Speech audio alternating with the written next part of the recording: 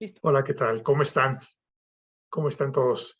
Yo soy el doctor Enrique Camacho y vamos a continuar con el tema eh, pasado que tiene que ver con información de seguridad, información de manejo del medicamento de investigación y documentos esenciales como parte del Diplomado de Ética y Normatividad en Investigación Clínica. Vamos a comenzar con el tema de manejo del medicamento en investigación. Después procederemos a documentos esenciales y dependiendo del tiempo que nos quede, vamos a repasar un par de aspectos sobre la compensación de daños e indemnización en el caso de eventos adversos asociados al medicamento, al dispositivo o a los procedimientos de investigación. Voy a apagar mi cámara para que pueda aprovechar más mi ancho de banda.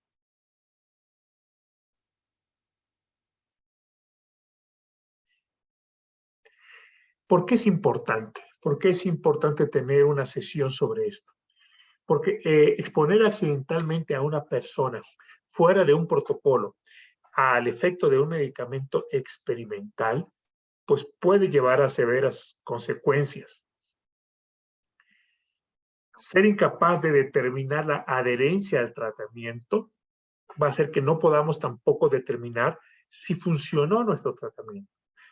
Si la falta de respuesta que estamos viendo es porque tenemos una falla terapéutica.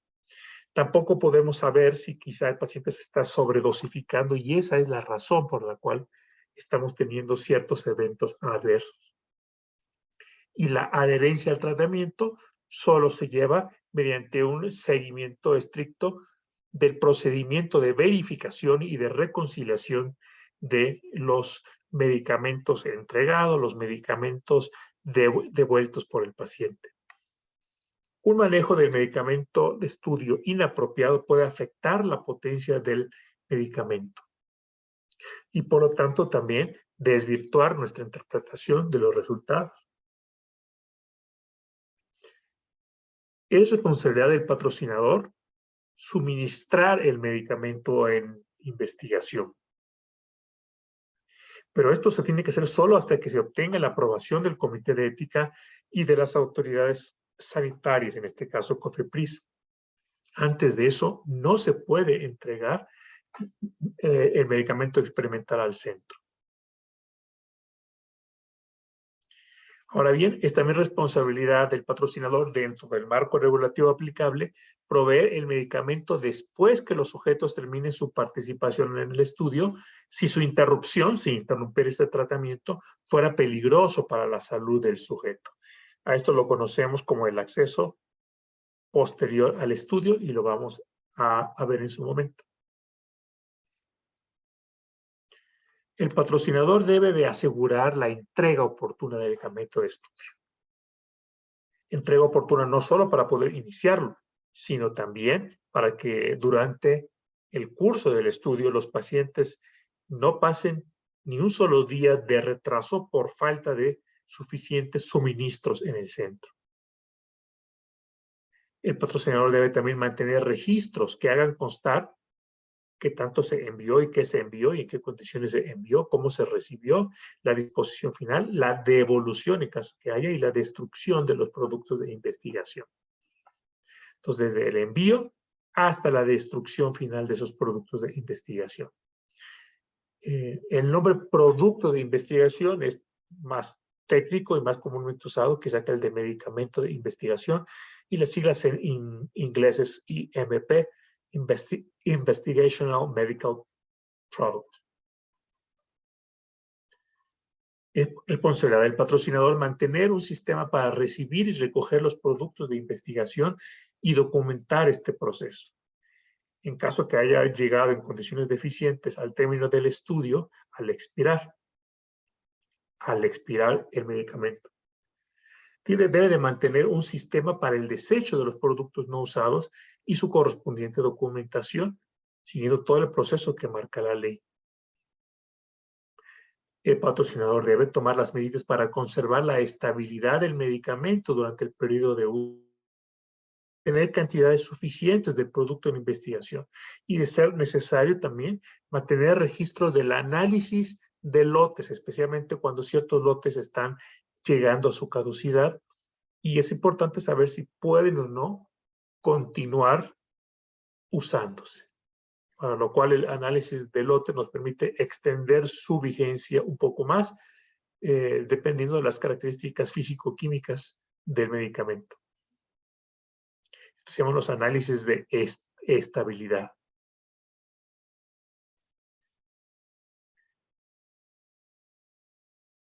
Mientras está haciendo el análisis de estabilidad, por supuesto, no se puede administrar ese lote. Es hasta cuando se libera el lote porque el análisis ha concluido y se ha mostrado que es seguro para los pacientes.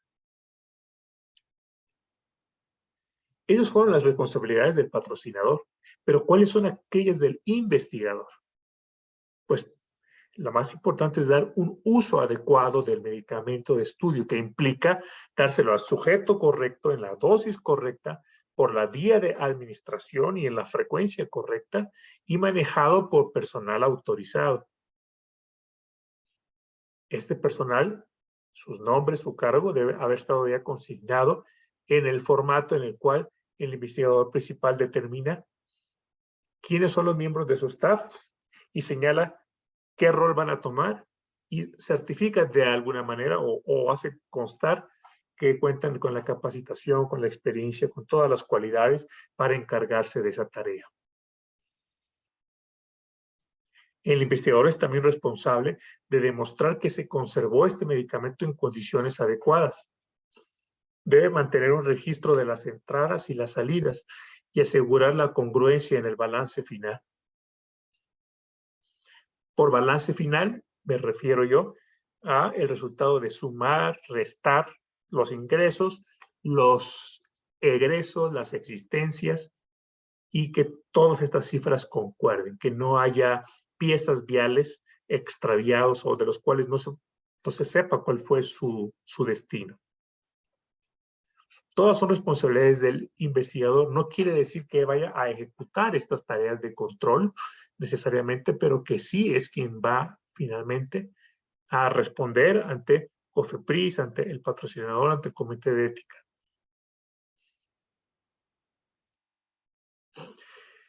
El almacenamiento del medicamento debe hacerse de acuerdo a las instrucciones del fabricante, en este caso del patrocinador, que es el dueño de la patente, y debe incluir un registro frecuente, o mejor dicho, un registro continuo de temperatura. Así que tenemos que tener en los centros esa posibilidad de mantener registros continuos y de tener alarmas en caso que existan excursiones de temperatura, o sea, que se salga del rango de temperatura. Necesitamos identificar el refrigerador en el registro de temperatura, asegurarnos que exista un refrigerador especial para el medicamento de investigación. Tenemos que conservar los registros de temperatura. Hay algunos dispositivos que ya actualmente pues, envían la temperatura al celular, y así puede tener algún miembro del staff un control permanente de cómo se encuentra la temperatura de los refrigeradores.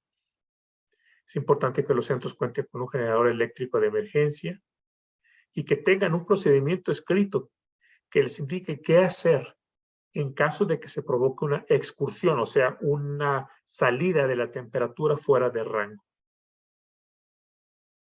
A su vez, el centro es responsable de mantener un registro de las calibraciones que el fabricante del refrigerador ha hecho, de su mantenimiento.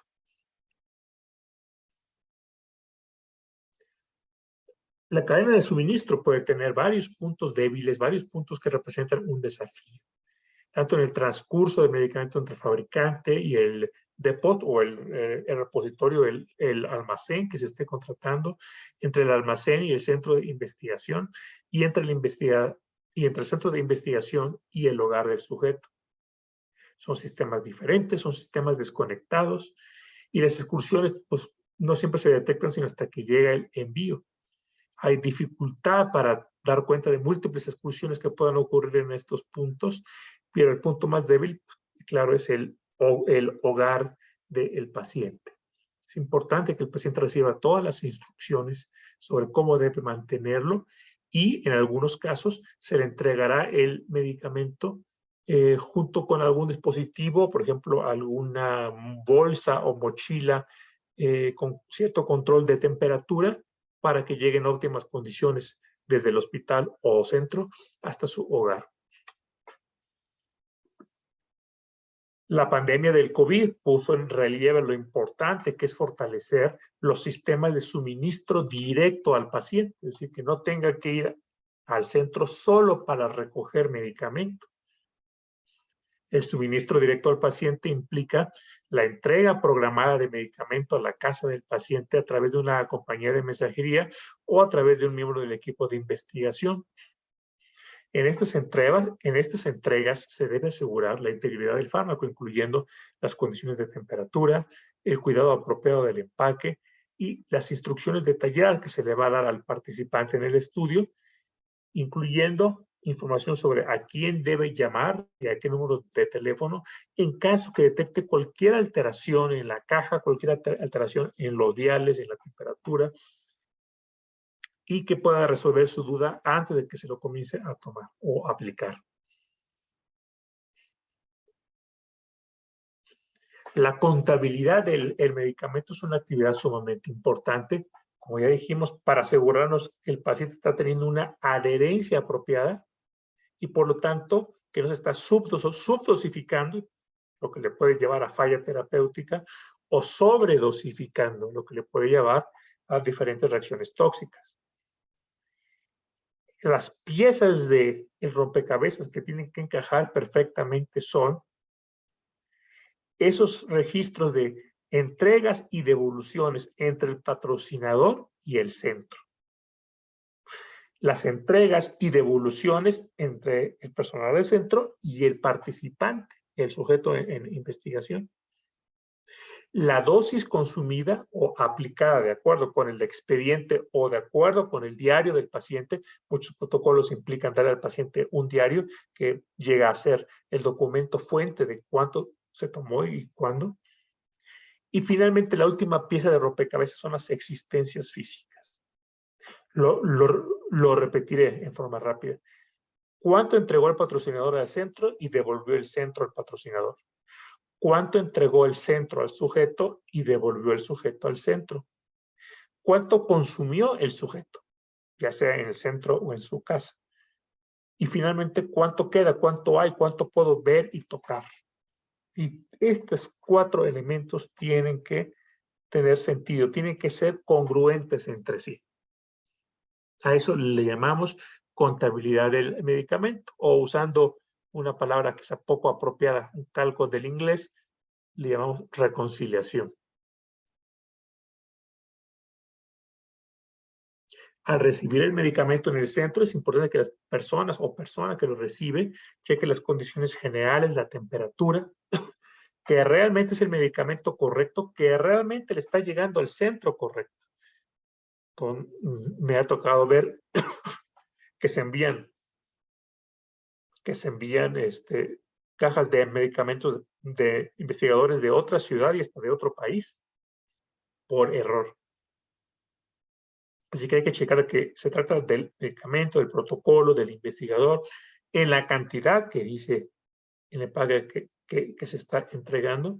Y entonces, cuando se ha verificado todo esto, firmar y guardar el recibo como documento fuente también, como documento esencial. Al registrar las entregas y devoluciones entre el centro y el paciente, es importante consignar el número que tiene el sujeto para el protocolo o sus iniciales, el lote, el número de unidades, ya sea blisters, viales, tabletas,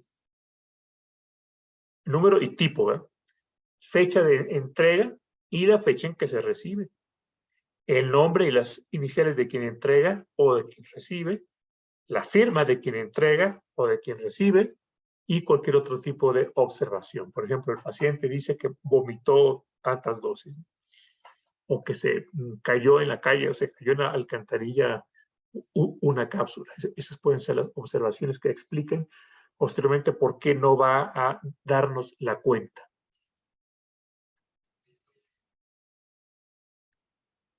Muy bien, ¿tenemos alguna pregunta respecto a este asunto, a este tema del manejo de medicamentos? Sí, doctor, buenas tardes. Buenas Sí, una tardes. vez tuvimos ese caso de que el medicamento se le olvidó en el taxi y ya no se tuvo que regresar al centro por otro. Entonces, pues, se le tuvo que volver a dispensar. Así es. También tuve un caso de un robo en el centro. En este caso, pues, el investigador tiene que poner una denuncia ante las autoridades competentes para respaldar esto. Y nosotros le dijimos al sujeto que hiciera como lo que le había pasado de su propia letra, pues para que cuando ni el monitor hiciera la reconciliación, pues viera qué fue lo que pasó, porque no estaban esos frascos. Así es. Y para evitar cualquier mal uso del medicamento deliberado, pues es muy importante mantener al paciente informado, porque casi todos los casos en que se ha compartido medicamento con otras personas, pues es por falta de información. El paciente no está claramente consciente de que es un medicamento experimental, que se le está dando a él o ella bajo condiciones muy controladas, bajo un monitoreo muy controlado, y que dárselo a otras personas que no sabemos cuáles son sus condiciones médicas y que por lo tanto no cumplirían quizá con los criterios de entrada, ¿verdad? No cumplirían con las comorbilidades o estado de salud que esperamos de esa persona, y no se van a hacer los controles que le estamos haciendo al participante, pues lo que va a hacer es poner en peligro la vida de la persona con la que está compartiendo. Ajá. También otra cosa, doctor, ahí rápido. También para ver su adherencia, si es que se está tomando el medicamento, también ver las pruebas de farmacocinética y farmacodinamia Muchas para, gracias. para, para ver cómo lo está consumiendo el paciente o si o nada más nos está diciendo que lo está tomando y realmente no lo está tomando. Ese O es que no, un punto muy, muy importante. Muchas gracias porque lo mencionó. o que no lo esté compartiendo con otra vecina que diga, ay, es que yo también tengo lo mismo y como que le vaya a hacer como el favor y que quede bien claro, el paciente debe de entender que eso no lo puede compartir con nadie más. De acuerdo. Muchas gracias. Documentación. Este es un cuadro de Escher, del holandés Escher, que me encanta, donde podemos ver aquí cómo surgen estos reptiles de la pintura, ¿no? Parece que cobran vida y se vuelven a meter ahí en un ciclo sin fin. Me encanta esta ilustración porque nos habla de que la documentación de un estudio clínico tiene que ser tan clara, tan oportuna, tan completa, tan entendible, que parezca que la historia misma de lo que pasó con ese paciente cobra vida. Ustedes han escuchado el refrán de que lo que no está documentado no se hizo.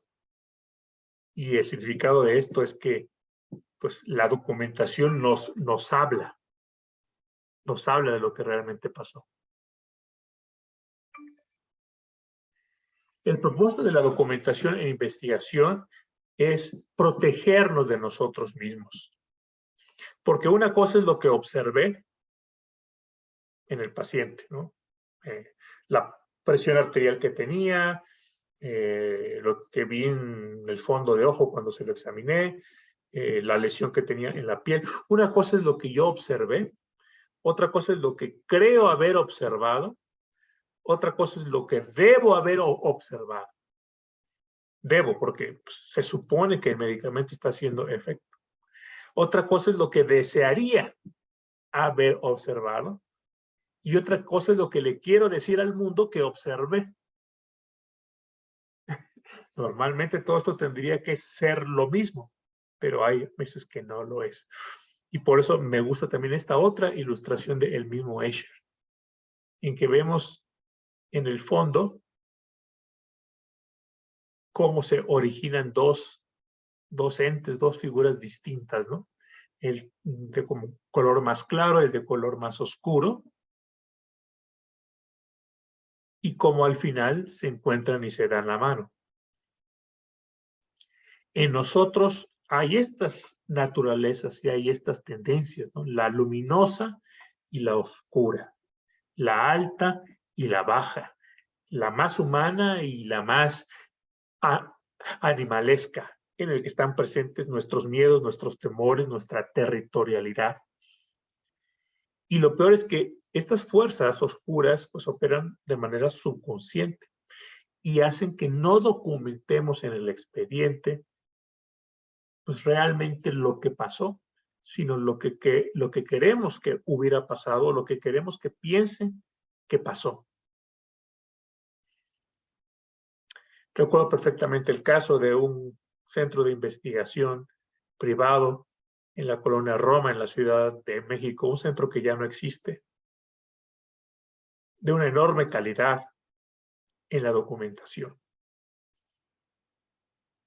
Unos expedientes casi perfectos.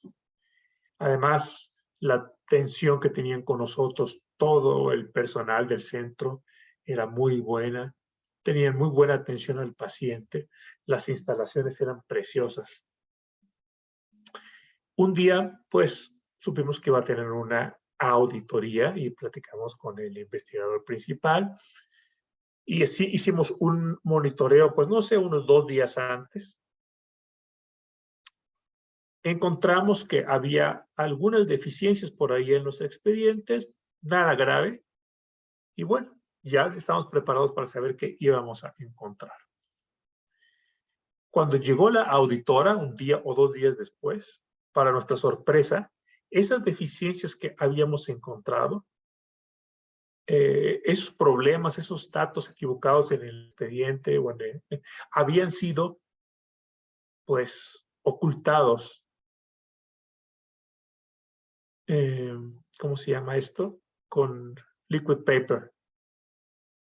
Y si no mal recuerdo, se había desprendido una hoja entera y se había reescrito. En fin, habían hecho 2, 3 cosas de la noche a la mañana para ocultar la información porque deseaban aparecer como perfectos ante la auditora o las auditoras, pero siempre van en pareja. Fue fácil darse cuenta del engaño y pues fue muy triste que las auditoras pues consignaran en su reporte que encontraron un esfuerzo deliberado por ocultar o eliminar información de los documentos fuente. Entonces, fíjense, un centro que iba a pasar de manera muy buena esa auditoría, no perfecta, simplemente muy, muy buena, pues resultó ser muy mala por el intento de ocultar. Porque el investigador principal, o que era también el director del centro, deseaba en esa parte de su naturaleza oscura y baja, deseaba el aplauso, deseaba la gloria, la fama. El lado luminoso de las personas nos permite comprender que somos seres humanos, que en cualquier actividad nos equivocamos y que la transparencia es la luz.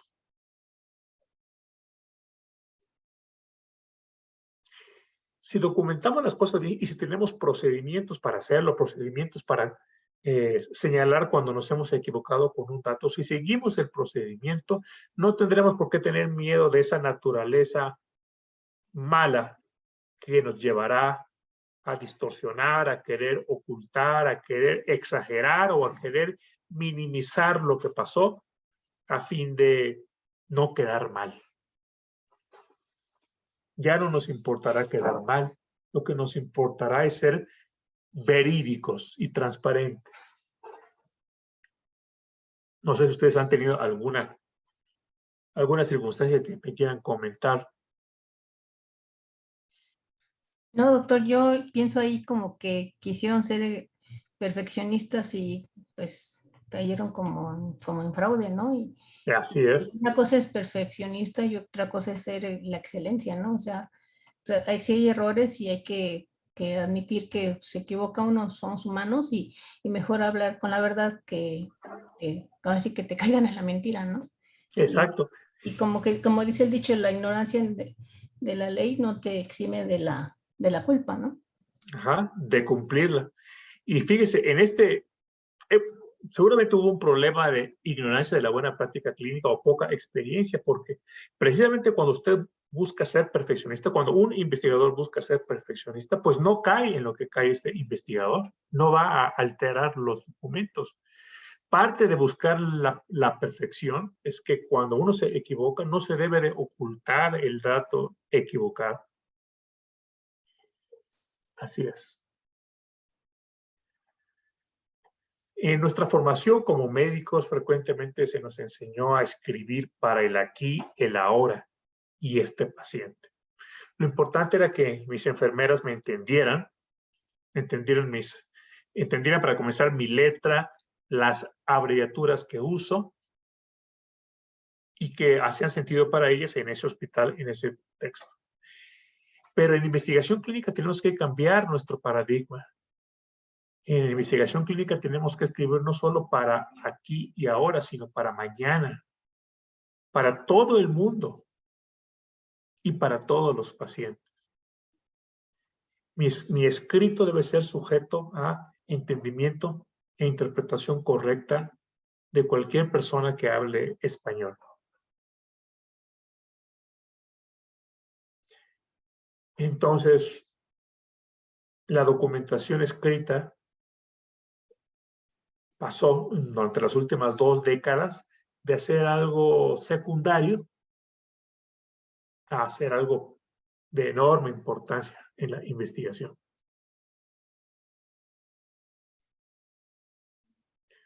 Los documentos esenciales. ¿Qué son los documentos esenciales? Son aquellos documentos que individual y colectivamente permiten la evaluación de la conducción de un estudio y de la calidad de los datos producidos. Cada uno de ellos y en forma colectiva, porque uno se complementa con el otro, uno apoya al otro. Y nos permite saber entonces qué se hizo. Son muy importantes porque demuestran que cumplimos con el protocolo, que cumplimos con la buena práctica clínica y las regulaciones aplicables por parte del investigador, institución y patrocinador. También proporcionan información valiosa sobre la conducción del estudio mismo. O sea, aparte de que cumplimos con el protocolo, pero bueno, ¿qué pasó durante el mismo? Confirman la validez e integridad de los datos por los cuales tanto se han esforzado ustedes y sus investigadores, tantas horas, y son, por lo tanto, auditables.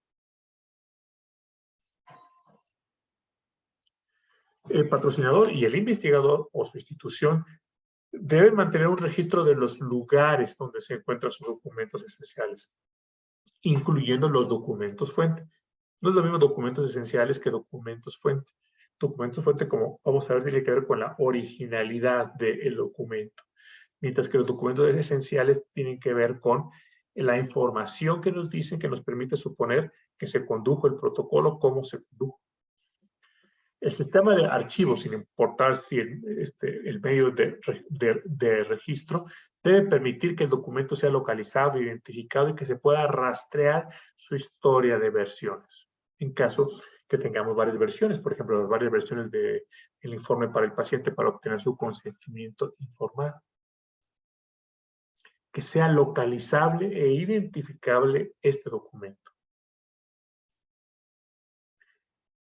Los documentos esenciales pueden complementarse con otros o reducirse cuando se justifique con base en la importancia que tengan para el estudio documentos específicos, como lo vamos a ver a la hora de repasarlos por clase, por tipo.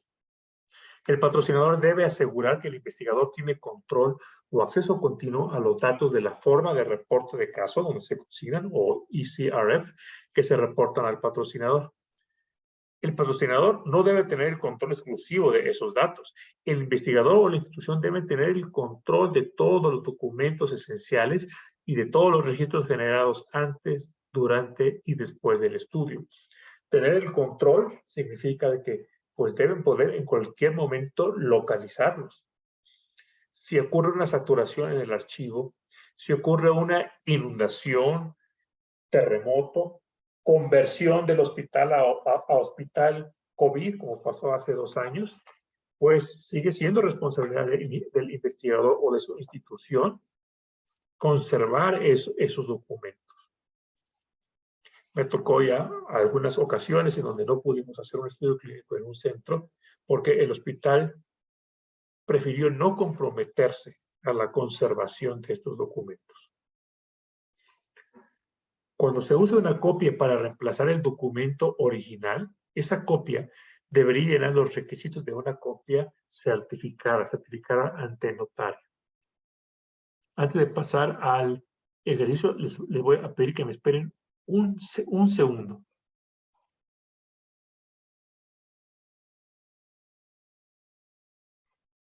Vamos a pasar entonces al ejercicio. ¿Será verde o será rojo la mejor frase que complementa el párrafo?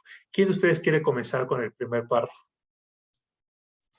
Yo, doctor. El patrocinador y el investigador o institución deben mantener un registro de los lugares donde se encuentran los documentos esenciales, incluyendo los documentos fuentes, el sistema de archivo, sin importar el medio de registro.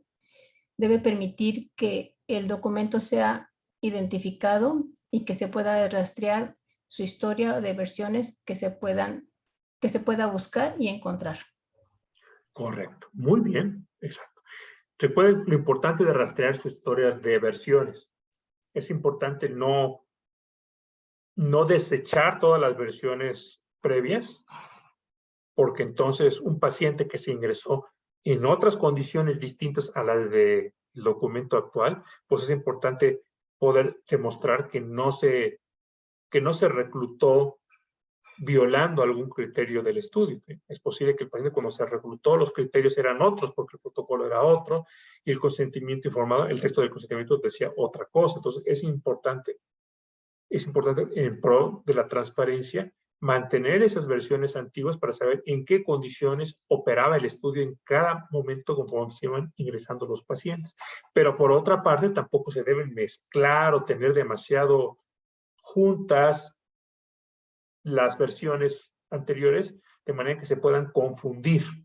Deben de mantenerse en un lugar separado, solo para consulta. Por ejemplo, si tenemos ya una versión número 3 de un informe de consentimiento informado y seguimos reclutando pacientes, pues es la forma 3 la que debemos tener a la mano. Las otras las tenemos que tener en otra carpeta, en otro cajón completamente separado, pero tampoco desecharlas. Vamos a ver quién me ayuda con el segundo párrafo, por favor.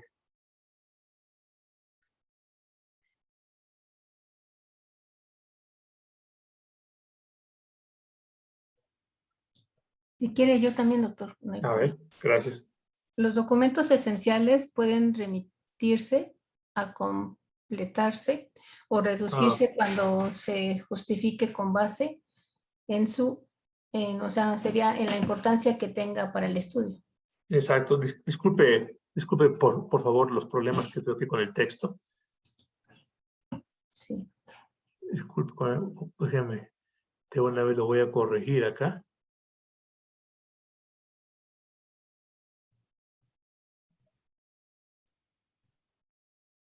Complementarse o reducirse, claro, de acuerdo a la importancia que tengan para el estudio. Por ejemplo, en un estudio pediátrico, pues vamos a tener las formas de asentimiento para el menor que no vamos a tener en un estudio para el adulto. Habrá estudios en que tendremos que todos los diarios del paciente que se recogieron, pues guardarlos muy puntualmente. En otros estudios, pues no habrá diario para el paciente.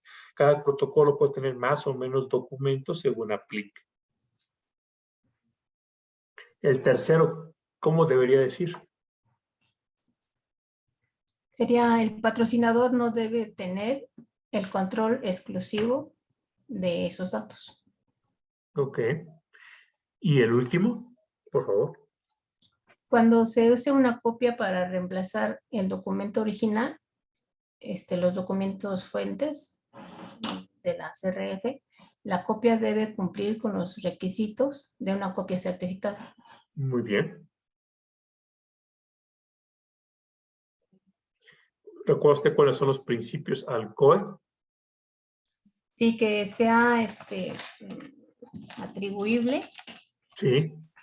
Bueno, la A es de atribuible, la L de legible, C contemporáneo, o sea que Sí. tenga fecha, y que la O sea original y la E exactos. Muchas, muchas felicidades. Muy bien.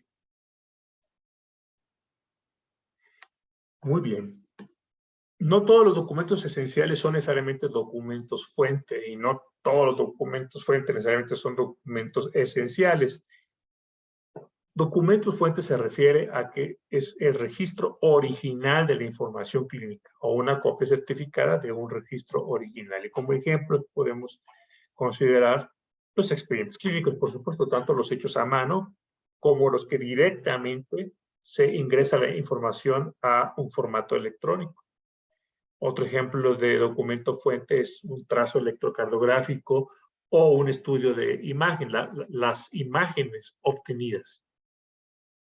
Ese es el documento fuente. Por lo tanto, como vemos en este ejemplo, si estoy tomando sobre la marcha unas notas en una hoja suelta, en donde se me cae ahí un poco de café, y luego lo transcribo en limpio, en papel, y luego lo vuelvo a transcribir, pero ahora a una plataforma electrónica, ¿cuál es el documento fuente ahí? El primero, el que está manchado con café.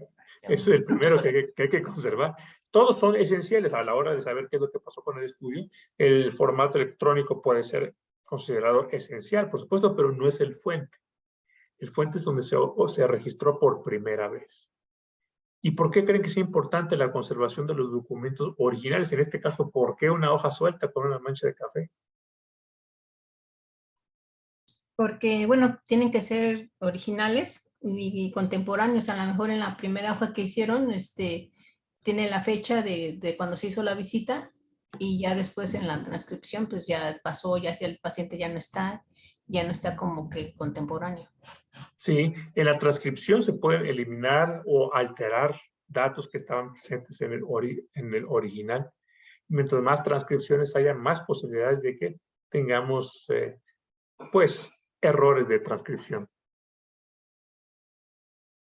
Sí, así es. Muy bien. El caso de los expedientes paralelos. No es infrecuente, no es raro que un centro de investigación dentro de un hospital mantenga sus propios expedientes para sus pacientes, para sus participantes en los estudios, que es distinto del expediente del hospital. No sé si a ustedes les ha tocado este caso. Y no sé si me quieran comentar cuáles son los peligros potenciales o los beneficios potenciales de tener separados estos dos expedientes. Bueno, aquí en el sitio se maneja, es el mismo. Y nada más que cuando se busca se sabe que es paciente de protocolo. Así es. Tiene en el sitio donde se tienen los expedientes de los pacientes de protocolo.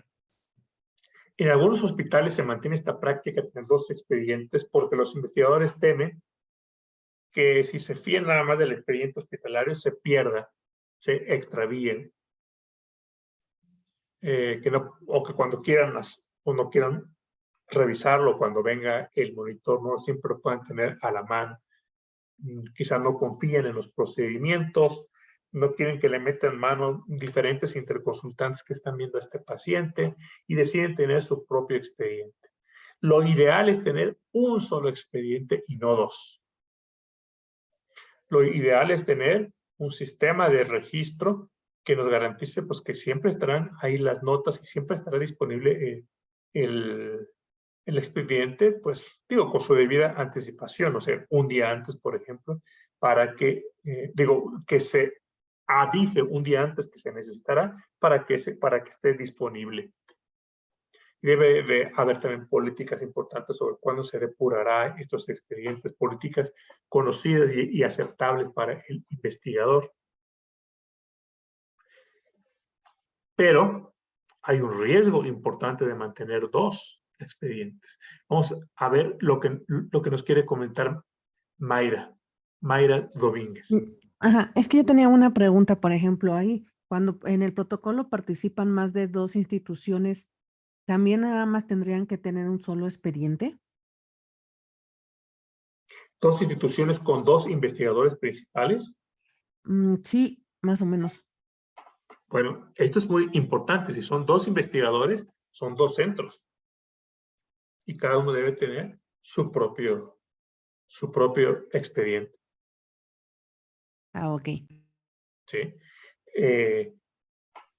COFEPRIS autoriza a un investigador a realizar un estudio clínico en un centro en particular. Cada autorización de COFEPRIS sale así, para un investigador, en este caso, no sé, la doctora Margarita Martínez ahí, que lo va a hacer en el Hospital General de Zona número tal. Hemos tenido casos, por ejemplo, de protocolos que se realizan en dos hospitales distintos del campus del Centro Médico Nacional Siglo XXI en el IMSS. Vamos a decir, el Hospital de Oncología o de Pediatría y el Hospital de Especialidades. Cada uno de ellos tiene su investigador principal y para cada uno de ellos tendremos una aprobación separada de COFEPRIS. Y para cada uno de ellos tendremos expedientes para los pacientes.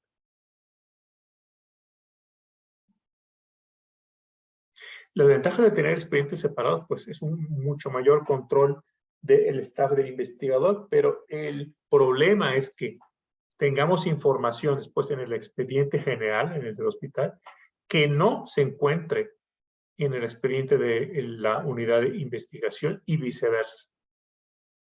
Entonces, la recomendación puntual es si se van a manejar dos expedientes, o sea, se va a manejar un expediente local en el centro de investigación distinto del hospital, que con frecuencia se cotejen para que no tengamos una falta de información en alguno de ellos. ¿No creen ustedes que si este paciente se presenta a la sala de emergencias del hospital y rápidamente mandan traer su expediente, ¿no creen que sería importante que el médico tratante allá en el servicio de urgencias sepa que se encuentra en protocolo y que está tomando? ¿Quién es el investigador principal? Puede pasar completamente desconocido. En los grandes hospitales puede ser que se presente a urgencias el paciente y que nadie se entere que en el piso de arriba o de abajo o de un lado, ese paciente acude frecuentemente como parte de un protocolo de investigación. Y lo contrario, pues también cuando este paciente venga semanas después a recibir su medicamento, a tener su visita de estudio, los investigadores puede ser que ignoren muchos detalles de lo que pasó en la sala de emergencias y que no lo consignen todo y que se quede el expediente incompleto, el del centro. Entonces, la recomendación es cotejar y mantener la congruencia entre un expediente y otro. ¿Sí? Si es necesario, pues hacer un resumen de lo que encontramos en el expediente del hospital o referir para ciertos detalles o para ciertos valores de laboratorio que se tomaron, referir a que se busque en el expediente del hospital. Es decir, poner una nota en donde se diga los exámenes fulanos se pueden encontrar en el expediente del hospital o los reproduzco aquí mismo. Aquí están entonces los principios ALCOA. Los datos fuente deben tener estos principios que por sus iniciales, cuando se formó el acrónimo ALCOA como mnemotecnia, atribuibles, legibles, contemporáneos, originales y exactos. Atribuibles quiere decir que se puedan atribuir a una persona. ¿Quién es el responsable? ¿Quién nos está diciendo que esto pasó? ¿Quién está tomando responsabilidad por la información? Legibles, es claro que se puedan leer, contemporáneos, o sea, muy cerca del momento en que se produjo la observación, originales, no transcripciones, y exactos. Cualquier cambio a los datos fuente debe poderse rastrear y no debe ocultar el dato original, no lo debe ocultar, se debe saber qué decía antes y debe ser explicado en caso necesario por qué hice este cambio. Vamos a hacer este ejercicio señalando los principios al COE que están siendo violados y cómo usted, como miembro del comité de ética, como miembro de un comité de investigación, o simplemente como, pues como asesor del investigador, cómo lo orientaría para que pudiera cumplirlos. Vamos a ver. Caso 1. ¿Quién lo lee, por favor? Yo. Muchas gracias. Una oftalmóloga que revisa la retina de los pacientes escribe sus observaciones con lápiz sobre tarjetas. Luego las almacena cuidadosamente en su archivo. Este es un caso de la vida real. Un caso que me tocó ver de la vida real en un conocido hospital del sur de la Ciudad de México. ¿Qué principio de los que acabamos de mencionar al COE podría estar en peligro o siendo violado? Creo que serían varios, ¿no? Por ejemplo, no hay como un responsable. Para empezar, está mal que las guarde en su archivo. ¿Por qué? Debería de ser como un archivo general. Puede ser que no estén disponibles para otra persona, dice usted. Ajá. Bueno, a lo mejor, pero puede ser que sí estén disponibles. Bueno, a ver qué otro principio de ALCOE. Vamos a repasarlos. Que el lápiz pueda permitir que no sea legible. Ajá. A lo mejor es legible hoy, pero definitivamente está poniendo en riesgo la legibilidad en el largo plazo. ¿Qué pasará con esas anotaciones en lápiz? Se irán haciendo cada vez más difíciles de leer. Además, ¿qué pasa con el lápiz? Se puede borrar la información. Pero, entonces, al poderse, bueno, sí, disculpe, doctor, deje nada más terminar mi frase. Al poderse borrar con facilidad y poner otro dato, después ya no vamos a saber cuál era el dato original, porque no queda ahí para siempre, como en el caso de una pluma o de algún sistema electrónico con control de cambios. En el lápiz lo puedo borrar con facilidad y decir, pues no era 5, sino era 7, y nadie sabrá que el valor original era 5. Adelante, doctor. sí, pero por ejemplo, hacerlo en tarjetas, pues no va porque las tarjetas se pierden muy fácilmente, por eso, y además aquí, bueno, las tarjetas se pierden muy fácilmente, y por otra parte, dice que las almacena cuidadosamente en su archivo. Aquí en el archivo no dice en su expediente, o sea, tiene que, yo creo que también ahí tiene que ser muy claro, ¿no? Sí, así es. No sabemos si después se pueda transcribir a su expediente o no, pero el original, el documento fuente, pues no lo está dejando en su expediente, sino en tarjetas. A lo mejor están muy bien conservados, doctor. A lo mejor el riesgo de que se pierdan es muy, muy bajo porque lo hace muy bien, porque lo hacía muy bien esta doctora. Pero por lo menos legibilidad y originalidad, pues sí están Yo pienso en que peligro. aplican los 5, o sea, después no va a ser contemporáneo, no va a ser legible y original ni exacto, o sea, porque como dice usted lo puede cambiar sus Ah, tiene razón. Aunque observaciones. ponga la fecha y aunque haya sido contemporáneo, a medida que pase el tiempo y no se pueda leer, o ante la posibilidad de que cambie la fecha, pues ya tampoco se podría saber si es contemporáneo. Y lo mismo con su firma, ¿no? Podría hacer que la borrara y entonces ya no sería tampoco atribuible. Muy bien. A ver, este caso número 2. ¿Quién lo lee, por favor? Yo. Dice, un subinvestigador se da cuenta que registró equivocadamente en la nota del expediente los valores de presión arterial de un participante. La nota llevaba su firma, así que sobre la misma nota tacha el dato incorrecto, cuidando que no oculte por completo el dato previo, y escribe a su lado el dato correcto. Aquí, pues bueno, Mm, es- Aquí el hecho de que haya tachaduras, eso no sé en qué entre. Que haya una tachadura es mucho mejor lo que está haciendo aquí que el usar Liquid Paper, por supuesto, porque está permitiendo que se rastree cuál era el dato viejo, cuál era el dato original que estuvo equivocado. No está del todo mal lo que está haciendo hasta este momento, pero falta algo importante. Una cosa es que la nota original lleve su firma, ok. Pero la persona que está haciendo esa tachadura, la persona que está diciendo no fue la presión arterial 120/80, sino 130/90, ¿quién es esa persona? ¿Alguien más metió mano y le está haciendo pasar como que es atribuible al investigador que está con su firma estampada ahí al final? Entonces, es importante que al hacer la corrección, se haga una explicación de por qué se está haciendo la corrección, se ponga la fecha de la corrección, la fecha.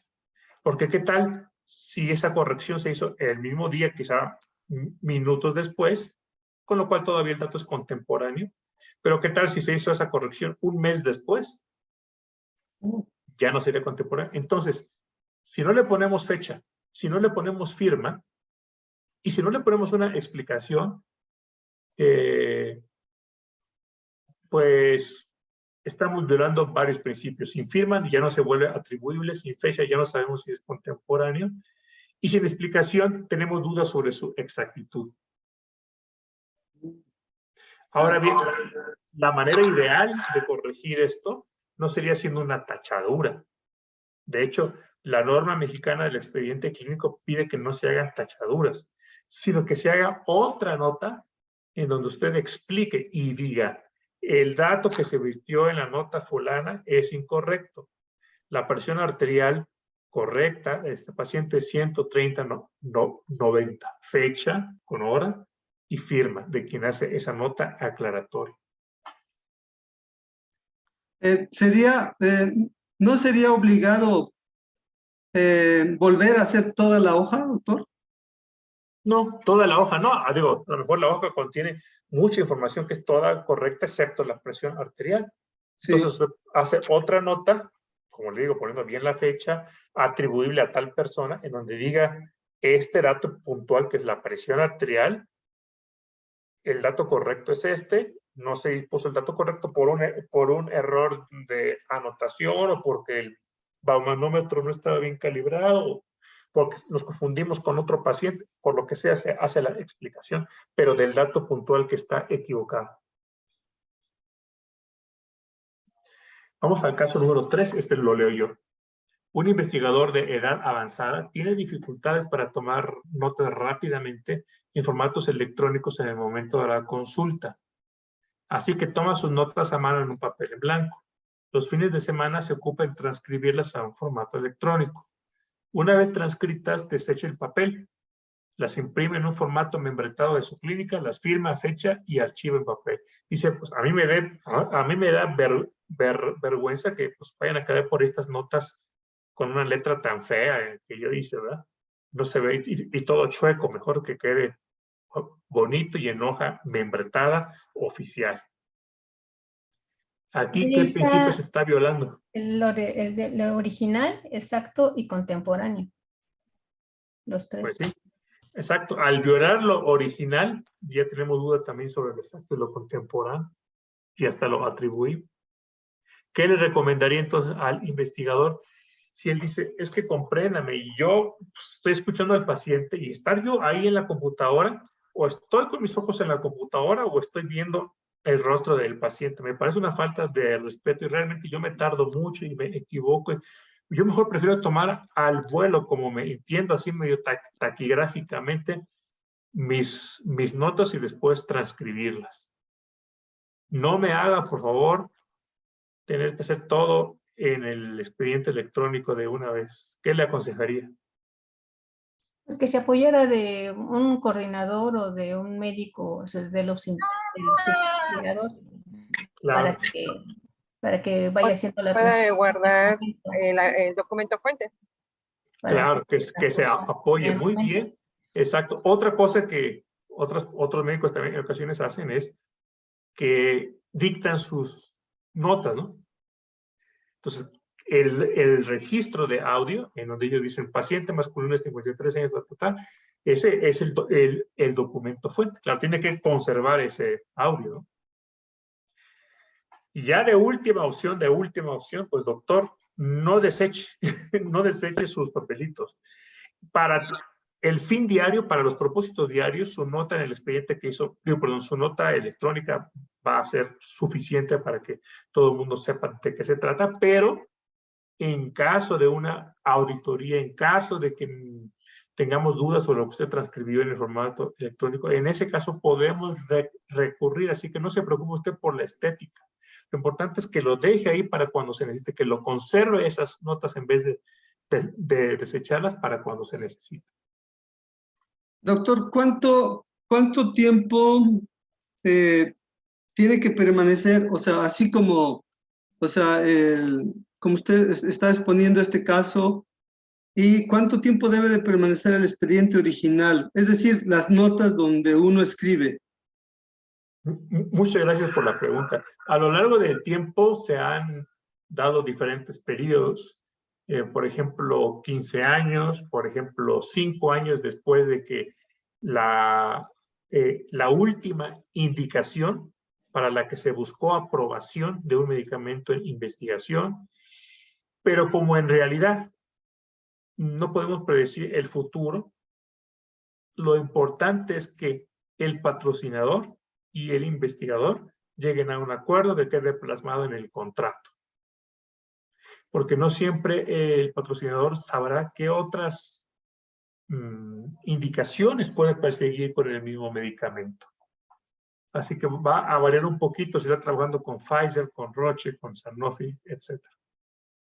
Lo importante es que se siga, bueno, que se haga un acuerdo preliminar y que se cumpla ese acuerdo. Y oficialmente, es decir, legalmente,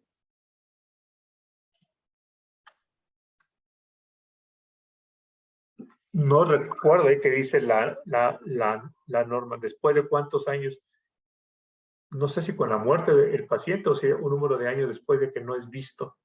No sé si alguno de ustedes lo ha leído. no, bueno.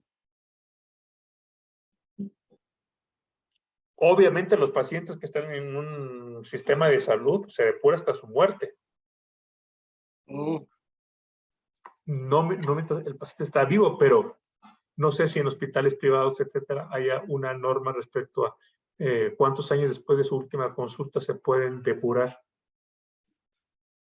Pero para fines de investigación clínica es lo que se haya acordado por contrato con el investigador. Generalmente con el patrocinador. Y el patrocinador, generalmente proveerá o apoyará al investigador con medios para la conservación a largo plazo en caso que así se necesite. Por ejemplo, la digitalización de los documentos. Sí. Vamos a pasar al caso 4. Al comentar la importancia clínica de un valor anormal de laboratorio, el investigador escribe: hace casi un mes, las transaminasas apenas rebasaban el valor superior normal. No se encuentra copia del reporte de laboratorio a la que se hace referencia. También es contemporáneo, original y exacto.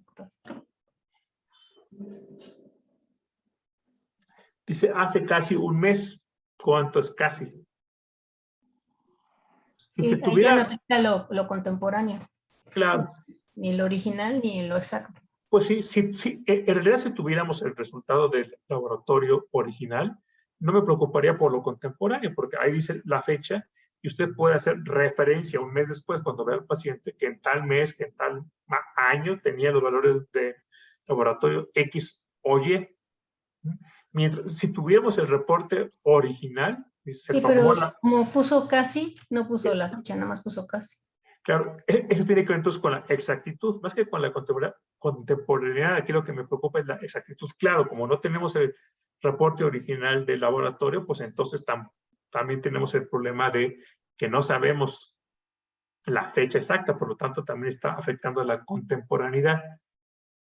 Y después dice, las transaminasas apenas rebasaban. ¿Cómo que apenas rebasaban el valor superior? Aquí tenemos también otro problema de exactitud. Y para terminar, ¿cuál era el valor superior normal de acuerdo a ese laboratorio local? Tampoco lo sabemos. Entonces tenemos un grave problema de exactitud aquí.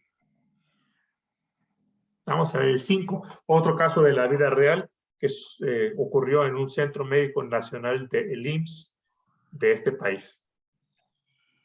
Dice, una reumatóloga mide los rangos de movimiento de articulación de los participantes en uno de sus protocolos. Un mes más tarde, en la siguiente visita, se da cuenta que olvidó anotar los rangos de uno de ellos. Va a la nota previa, agrega la información, la firma y la fecha.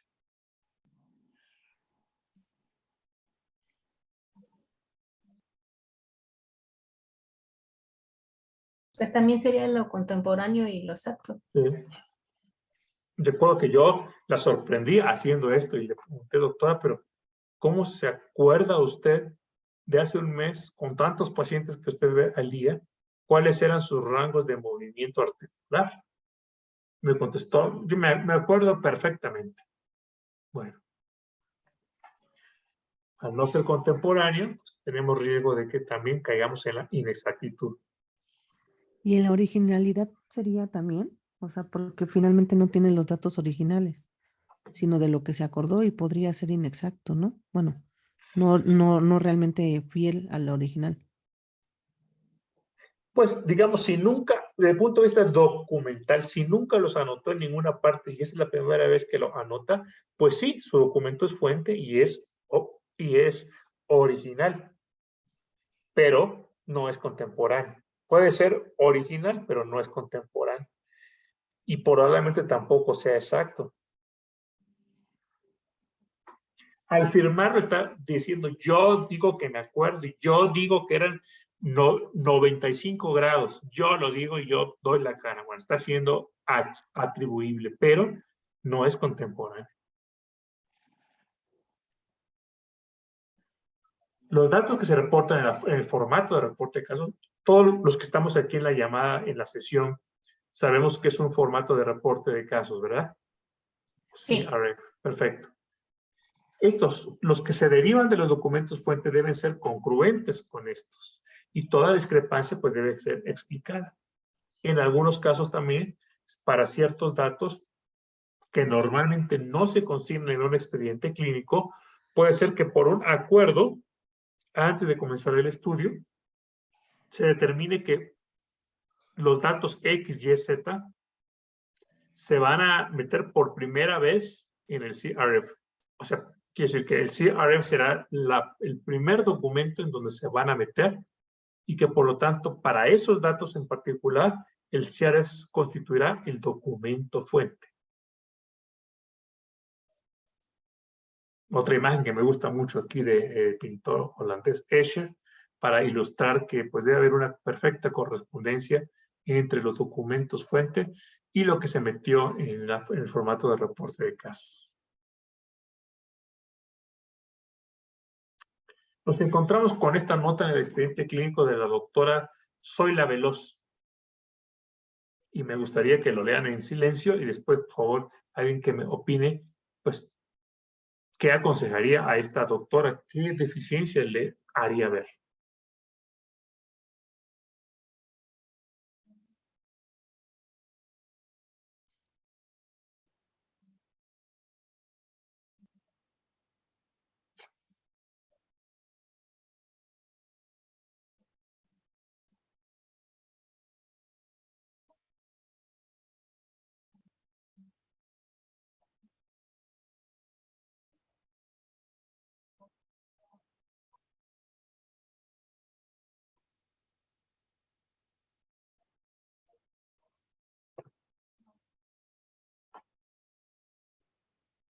Muy bien, si alguien quiere comenzar a decirme qué es lo que encuentra de esa nota, qué es lo criticable que encuentra de esa nota.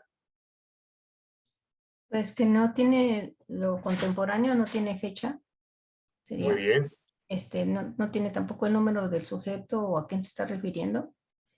Sí, es cierto. Y el consentimiento informado solamente habla de las buenas prácticas, pero no dices también si asistieron aquí en México, ya ve que piden que sean 2 testigos, no pone si los testigos estuvieron presentes en la lectura del informe de consentimiento Ajá, muy bien. y si se le entregó al sujeto una copia del mismo. Sí. Y que dice que se realizaron todos los procedimientos, pero no especifica qué procedimientos.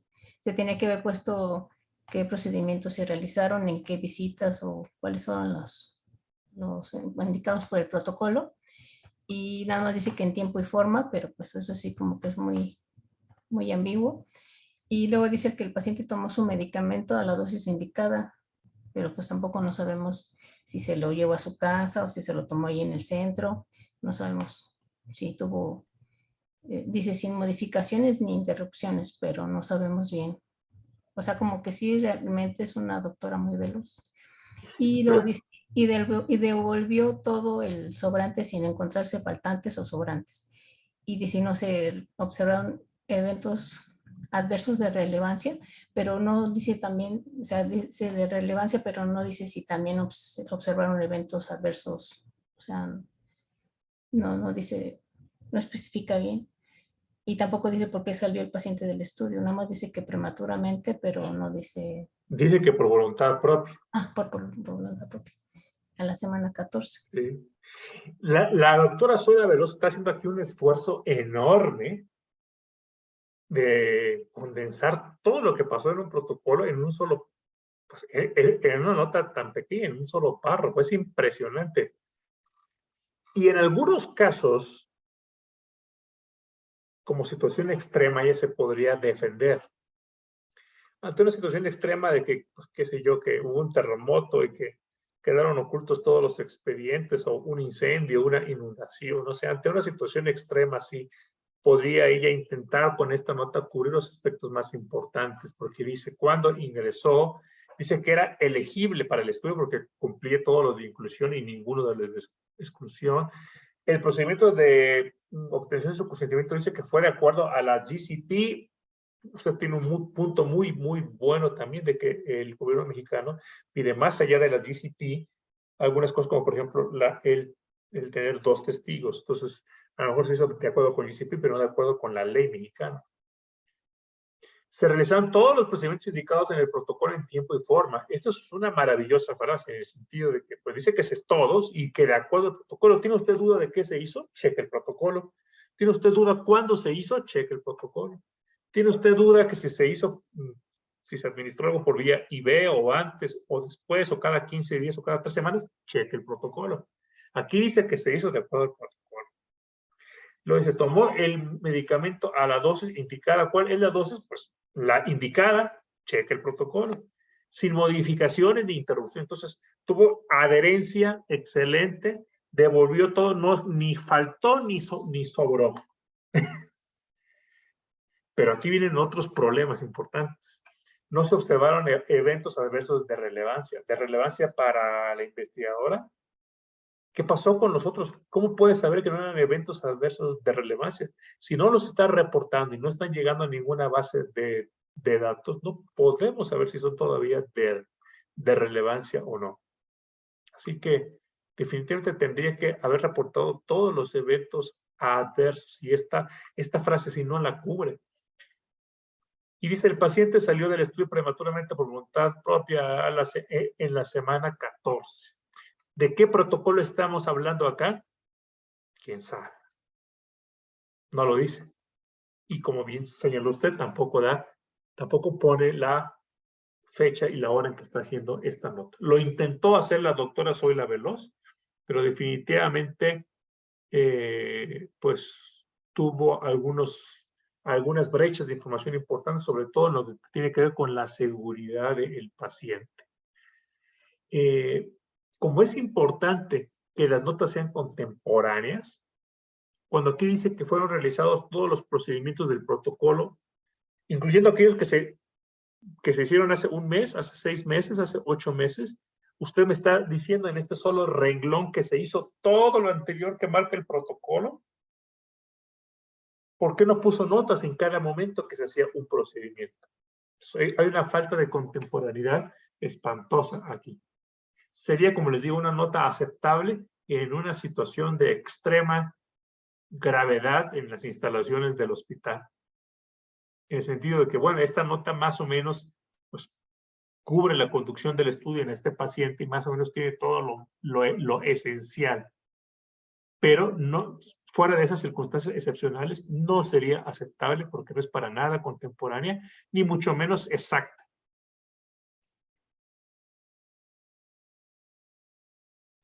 Vamos a ver estas correcciones. Tenemos aquí 3 correcciones que hace la misma doctora Zoila Veloz. Tenemos aquí 28 de abril del 2021. El paciente presentó TA, que es tensión arterial sistólica de 125 y diastólica de 180. Así es, pero entonces se dio cuenta la doctora Veloz que por ser veloz había cometido un error y entonces ahí corrige, como se dan cuenta, y pone que la diastólica no era de 180, sino de 80. ¿Qué les parece esa primera corrección, la de la izquierda?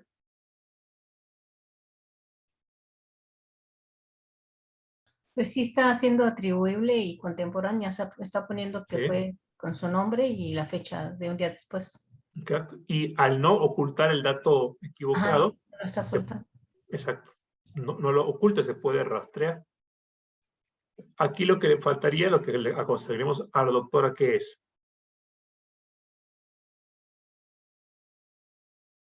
Una explicación, quizá, una explicación. Aquí a lo mejor puede parecer muy obvio, pues cómo va a tener una diastólica mucho más alta que la sistólica, puede ser obvio, pero lo ideal sería, fue un error tipográfico nada más, algo así. Y en el último, digo, en el de la derecha, fíjense las fechas, como está ahí. Ajá, es la nota que usted está diciendo que debería de decir, de explicar el por qué la corrección. Exactamente. Exacto. Entonces, en vez de tachar, lo que hizo es hacer una nota nueva.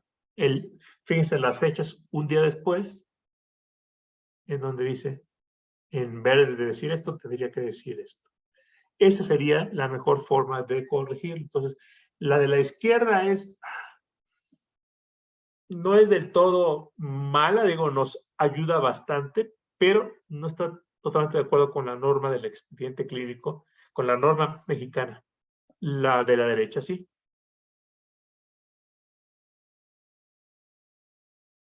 Entonces, ¿hasta cuándo retenerse los documentos esenciales que preguntaba el doctor? No sé, hasta que no se hasta que no se contemple ningún otro registro del medicamento, o sea, que se vaya a solicitar a COFEPRIS aprobación para una nueva indicación de eso. Cuando ya no se contemple y luego pasen 2 años, se pueden desechar los documentos esenciales. Pero ¿cómo saben las empresas que ya no se contemple nada? Esto ha quedado medio obsoleto. Y en cambio, el número 2 dice, hasta que hayan pasado 2 años de la terminación formal del programa de desarrollo de un medicamento también. ¿Cómo vamos a saber que terminó? El sponsor tiene que informarlo al investigador. Entonces, lo mejor es siempre tener un acuerdo en el contrato y guiarnos sobre eso. Los aspectos financieros del estudio deben registrarse en un convenio o contrato entre el patrocinador y el investigador o la institución y también constituyen uno de los documentos esenciales, el contrato.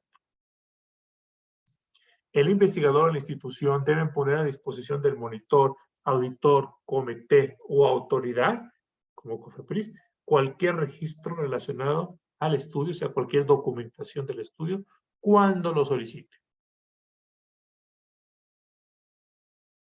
Vamos a ver algunos aspectos de la norma del expediente clínico. Dice que las notas médicas y reportes deberán contener el nombre completo del paciente, edad, sexo y en su caso número de cama o expediente. Chequen cómo dice el nombre completo del paciente. Todas las notas del expediente clínico deben contener fecha, hora, no solo fecha, sino hora y nombre completo de quien la elabora, así como su firma autógrafa, electrónica o digital según el caso. Las notas deberán expresarse en lenguaje técnico médico, sin abreviaturas, con letra legible, sin enmendaduras ni tachaduras. La enmendadura sería que se raspe, que se ponga liquid paper, que se arranque un pedazo de la hoja, ni tachaduras. ¿Qué les parece esto que dice aquí sin abreviaturas?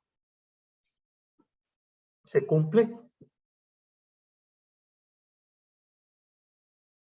¿Han visto que se cumpla? No, no, en muchas ocasiones ponen abreviaturas que pues uno desconoce, ¿no? Así es. O que incluso a veces, por ejemplo, a mí me ha tocado ver, es raro, pero me tocó ver que una vez cuando trabajé en México en un hospital, que hizo la nota, por decir así, el cardiólogo y el cirujano no sabía a qué cosas se estaba refiriendo. Pues sí. Y puede ser información vital que permanezca pues en el desconocimiento o que quede la duda. Vital porque no se maneja la misma abreviatura o inclusive las mismas siglas pueden significar 2 o 3 cosas distintas. ¿Enmendaduras se refiere a qué, doctor? Que se raspe, que se ponga, ¿cómo se llama? Borrador líquido. El corrector. El corrector. El corrector. Ok. Que se arranque la hoja, que se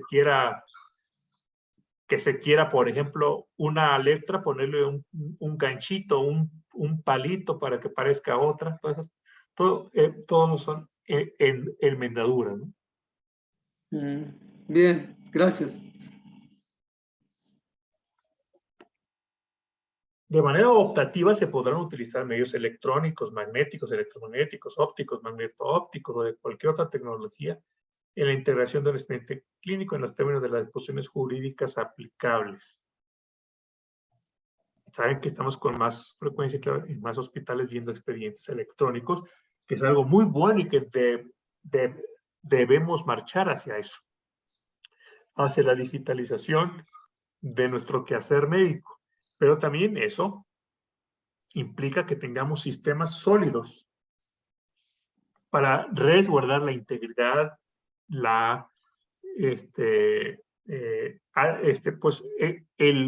el carácter y las características al COE de todas estas notas. Los prestadores de servicios de atención médica de los sectores público, social y privado podrán elaborar formatos para el expediente clínico. Claro que lo pueden formar, tomando en cuenta los requisitos mínimos establecidos en esta norma. Claro que pueden elaborar sus propios formatos. Las notas de referencia o traslado, hay disposiciones importantes en la norma que debe incluir un resumen clínico. Este resumen clínico es importante que lo tengamos en cuenta porque muchos pacientes que ingresan al estudio no son ingresos que provienen del propio pool, de la propia población de pacientes del investigador, sino referidos por un colega. Y es importante que tengan el motivo del envío, la impresión diagnóstica y todo el tratamiento empleado. Para el caso de la confirmación de los criterios de entrada, es muy importante que estos criterios estén plenamente respaldados o por lo que se hizo en el hospital de referencia o en la clínica de referencia que nos lo manda, o por lo que se hizo en este centro, pero no se pueden quedar en el limbo. Les doy un caso.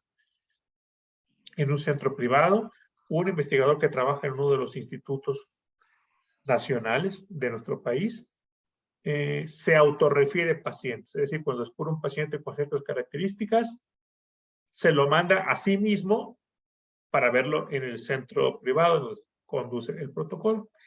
Y al examinar el expediente, nos damos cuenta que no tiene cómo respaldar que el paciente fue tratado con tal quimioterapia, que la TAC decía tal cosa, que por tanto tiempo recibió el tratamiento. Hay varios aspectos esenciales que caracterizan la población del estudio que él no los podía comprobar. Y al preguntársele al indagar por qué no estaban en el expediente del Centro de Investigación Privado. Dijo, bueno, es que yo conozco tremendamente a este paciente, yo lo super conozco y sé que todo esto pasó. Así que se me hizo fácil, pues, no poner tantos detalles porque ya lo conozco. Le rogamos encarecidamente a este investigador que si él se va a autorreferir pacientes, pues se haga una nota de referencia a sí mismo, como se lo haría a otro médico, con toda la información de patología, de imagenología y de todos los tratamientos recibidos. De manera que todos los criterios de inclusión y exclusión se encuentren bien fundamentados en un documento fuente.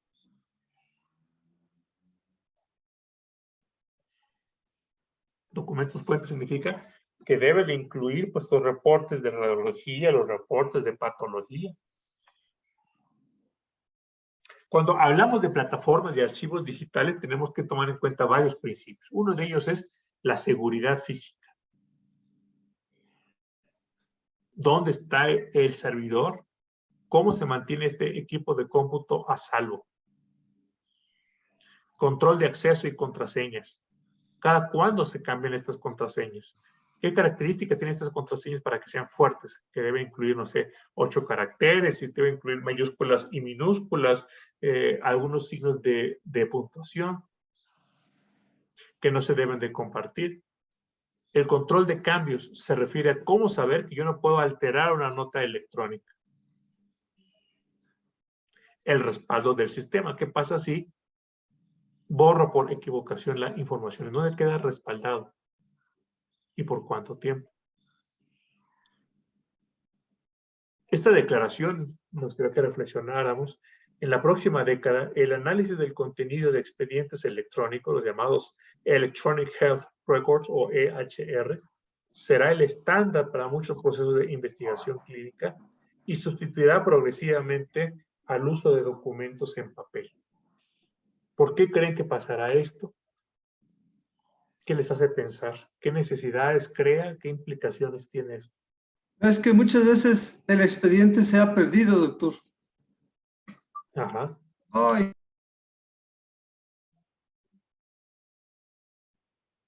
¿Doctor? Sí, y son muchas las ventajas que tiene contar con expedientes electrónicos, incluyendo la posibilidad de que fácilmente podamos predeterminar, podamos predecir cuántos pacientes se pueden reclutar para un estudio de investigación clínica, porque tendremos sus datos plenamente clasificables, se pueden encontrar fácilmente, podemos darnos cuenta de a quién le falta un examen de laboratorio para solicitárselo, a quién no. Los estudios de factibilidad se basarán sobre los reportes electrónicos. Los estudios con datos de la vida real, es decir, cómo se prescribe, cómo se maneja el medicamento en la vida real con pacientes con las comorbilidades y situaciones reales, los pacientes que no se aplican las cosas porque quizá les duele mucho, porque no se toman el jarabe porque sabe muy feo, que no se toman las cápsulas porque son grandes y difíciles de tragar. El uso real de los medicamentos que produce datos de la vida real se puede recoger a través de, pues, los expedientes electrónicos. Entonces, tendremos software que nos proporcione rápidamente una enorme cantidad de millones de datos clínicos que acelerarán mucho el proceso de la investigación clínica.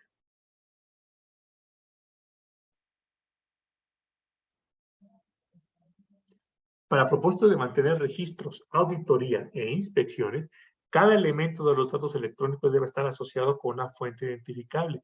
Basta dejar establecido que la plataforma electrónica se considere el documento fuente para los datos recolectados durante el estudio de investigación. Este va a ser mi documento fuente, no voy a transcribir, no voy a usar papel, lo voy a meter directamente ahí, eso es perfectamente válido. Siempre y cuando el sistema tenga todas estas protecciones que ya dijimos, seguridad física, control de acceso con passwords, respaldos, un sistema de track changes. Una vez que los datos han sido transmitidos al CRF electrónico, el investigador o su delegado autorizado deberían ser los únicos individuos que puedan hacer modificaciones o correcciones a los datos, no el patrocinador. Los datos modificados deben reflejar la fecha, hora, persona que hizo la modificación y la explicación que justificó ese cambio. Como ya vimos, los cambios no deben ocultar los datos previos. Eso también aplica para los expedientes electrónicos. Esta tabla que les presento muestra algunos ejemplos de documentos esenciales y si los debe tener el investigador o el patrocinador o ambos. Es una gran cantidad de lista, no creo que sea apropiado esta sesión para ir a través de toda la lista, pero ustedes tendrán acceso a esta diapositiva. Esta es la continuación. Y una forma de acordarnos fácilmente, o para mí que ha sido una forma lógica de recordarme los documentos esenciales, es clasificándolos dependiendo del compromiso, el acuerdo o el compromiso de que se trate. De acuerdo con quién he hecho este compromiso. Fíjense bien, los documentos esenciales como mnemotécnica. El documento que define el compromiso que tengo con mi sujeto, con mi paciente, con el sujeto participante, es la forma de consentimiento informado. Ahí está el compromiso. ¿Qué se espera? ¿Qué le he dicho que le voy a hacer? ¿Para qué? ¿Por qué? ¿Cuáles son los riesgos? ¿Cuáles son los derechos que le asisten? Es la forma de consentimiento informado. Ese es el compromiso con el sujeto. Compromiso con el patrocinador, pues el convenio legal, el contrato. Ahí ambos nos comprometemos a hacer cosas bajo ciertas condiciones, el uno por el otro. Compromiso con COFEPRIS. La correspondencia, las autorizaciones. ¿Cómo salió la autorización de COFEPRIS para que yo fuera investigador en este centro en particular? Compromiso con mi hospital, con mi centro, con mi institución. Ahí va todas las cartas, toda la correspondencia con el comité de ética y la autorización del titular, o sea, del director de la institución. Que yo estoy de acuerdo que el doctor fulano haga tal estudio en las instalaciones de este hospital. Entonces, los compromisos con la institución son importantes que se mantengan a través de cartas al comité y de la autorización del titular de la institución. Luego tenemos documentos esenciales relacionados con medicamentos e insumos, que son la bitácora de entregas y devoluciones, centro paciente, paciente, centro. Centro paciente, paciente, centro. Se le conoce por algunos patrocinadores como un Drug Dispensing Log. Una bitácora de las entregas y devoluciones centro patrocinador. Centro. Son todos los inventarios y los recibos de lo que estuvo llegando a través del servicio de mensajería al centro. Evidencia de que se almacenan en las condiciones solicitadas. La bitácora de temperatura, o sea, todos los registros continuos de temperaturas, los refrigeradores. Es otro documento esencial. Luego tenemos documentos esenciales que tienen que ver son de consulta y referencia. No representan en sí compromisos, sino simplemente para consultarse, que es el protocolo y todas sus enmiendas, todas sus versiones. El brochure para el investigador, nos preguntaron en la clase pasada qué es el brochure. El brochure es el compendio de toda la información clínica y preclínica disponible de ese medicamento hasta la fecha. El consentimiento informado modelo, bueno, quiero decir, el formato de consentimiento informado original, el modelo, y todas las versiones, y todos los consentimientos, todos los formatos ya firmados por el paciente. Y cualquier otro manual de referencia que se haya otorgado para el estudio en particular, por ejemplo, puede existir un manual de referencia del laboratorio o para el manejo de muestras especiales. Eso también es un documento esencial. Luego tenemos documentos esenciales relacionados con la información de seguridad. Aquí tenemos las formas de los eventos adversos serios que se fueron completados, las formas de embarazo, los informes de seguridad internacional conocidos como SUSA, pues ya son todo esto en plataforma electrónica, pero hay que tenerlo a la mano, anexados a la monografía y con evidencia de su envío al comité de ética.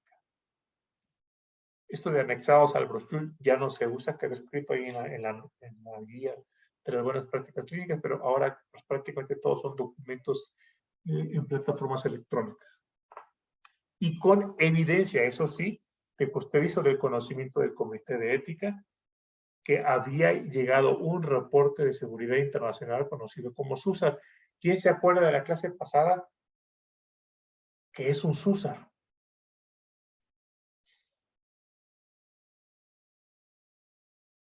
Pues son los informes de los eventos adversos en los diferentes centros de investigación que se está llevando a cabo también el protocolo. Así es, pero no de cualquier adverso, no de cualquier evento adverso. Pero los serios. Los serios, muy bien. Y aparte de serios, que unexpected, o sea, que no se esperaban porque no estaban descritos ni en el brochure ni en ninguna parte, no se lo esperaban. Y aparte, que se marcaron como relacionados, ¿sí? Relacionados, inesperados y serios. Esas características tienen los USAR. Algunos, además, amenazaron la vida. Son los que se reportan en 7 días. A todo el mundo. Tenemos las certificaciones y valores de referencia de laboratorio. También es información de seguridad importante para el paciente y eso también es un documento esencial. Luego tenemos documentos esenciales relacionados al equipo del investigador, como el currículum vitae de cada miembro, la forma de delegación de responsabilidades firmada por el investigador principal, en donde nos declara cada miembro de su equipo qué rol jugará, y la declaración de conflicto o intereses financieros, posibles conflictos de interés de tipo financiero. Los investigadores deben declarar intereses financieros conforme lo requieran los comités de ética, conforme lo requiera COFEPRIS o los editores de publicaciones científicas cuando ellos participen como coautores. Esta declaración puede requerirse antes y hasta un año después del estudio e involucra también al cónyuge e hijos dependientes del investigador, que ellos sean, por ejemplo, los accionistas. Hay otros documentos esenciales que tienen que ver con el comité de ética.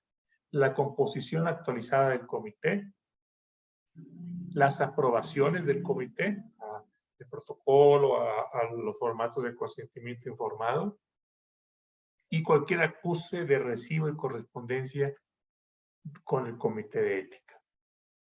Estos son los documentos esenciales relacionados con el comité. Ahora, relacionados con el paciente. Formas de consentimiento firmadas. Ya vimos que teníamos las originales no firmadas, pero también las firmadas.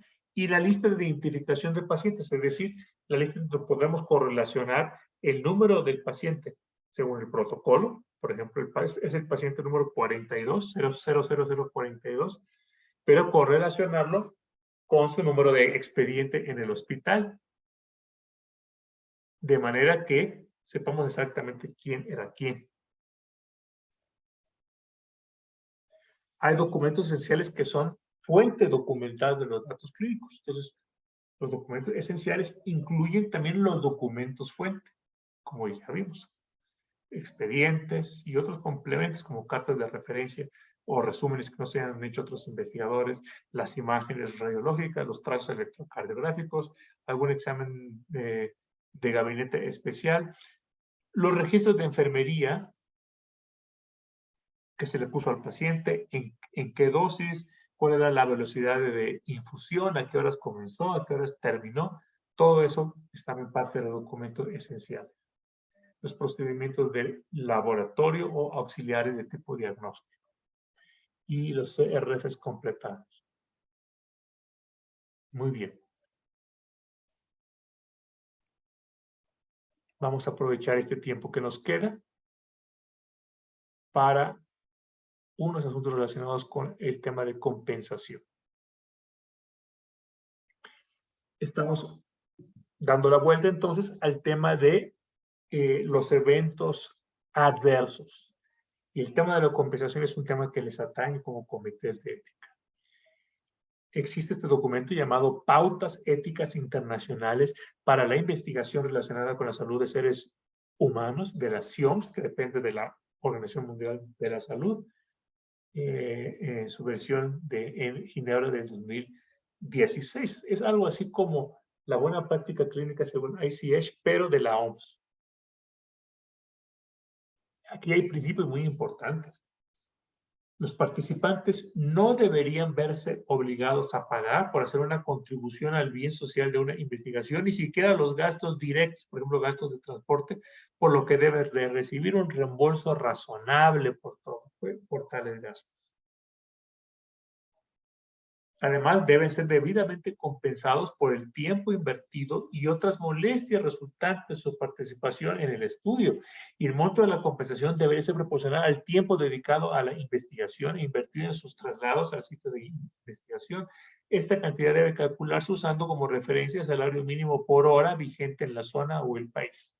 Un médico de la ciudad de Mexicali, que muy activamente busca pacientes en otras ciudades pues cercanas, me comentaba esa situación.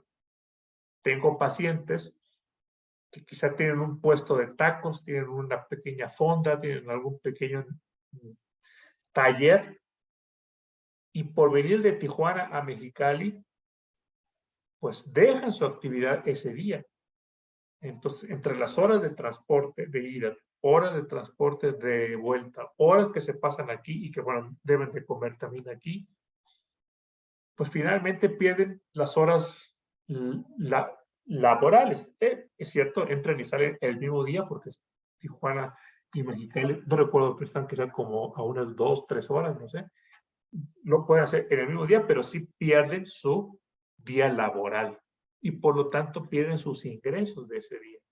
Así que yo busco que el patrocinador me compense, o sea, perdón, que compense a esos pacientes pues por ese día que piden, porque si no, no van a querer acudir a sus visitas. Y algunos de ellos son pacientes pues que viven al día, o sea, realmente perder un día de ingresos pues les repercute mucho. ¿Qué piensan de esta petición del investigador de Mexicali?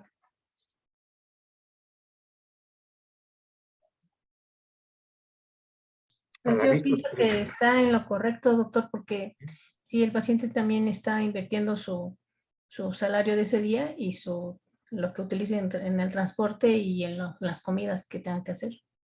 Totalmente de acuerdo. Entonces, perfectamente válido, perfectamente congruente, lógico desde el punto de vista ético, porque él no debe de pagar por el bien social que está haciendo en una investigación, y normativamente también congruente con las pautas de la OMS que estamos viendo en este momento. Ahora bien, ¿qué pasaría si esta persona, pues no sé, no es el dueño de una fonda, sino es, pues no sé, es un otorrinolaringólogo que dice, no, pues yo cada día me echo 5, 6 consultas, 8, 10 consultas, 10 consultas de a 10,000 pesos. Quiero que se me compense con 10,000 pesos.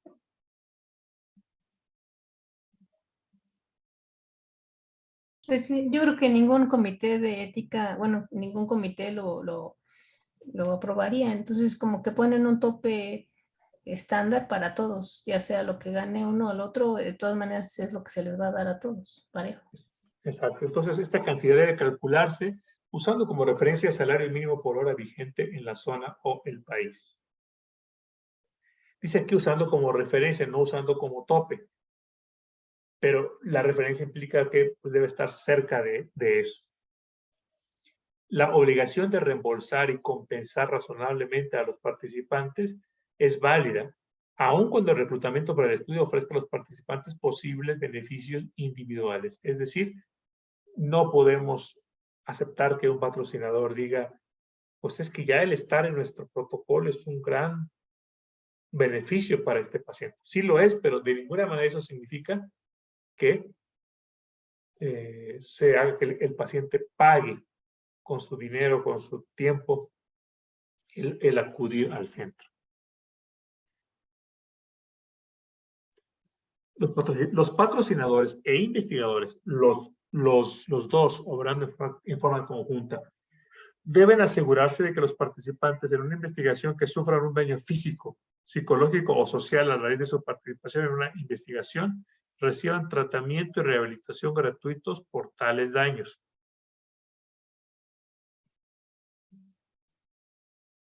Tratamiento y rehabilitación gratuitos. Esto por lo general significa que debe garantizarse la continuidad de la atención de las necesidades de salud de los participantes. Entonces, hay que continuar con esa atención que ya supuestamente tenía el paciente antes, pero el patrocinador debe proporcionar este tratamiento o rehabilitación de forma gratuita, ya que el daño resultó de la investigación. Así que cualquier daño tiene que ser cubierto, tiene que ser tratado, aunque dure esto años, de manera gratuita. Vamos a ver si es verde o rojo este primer párrafo.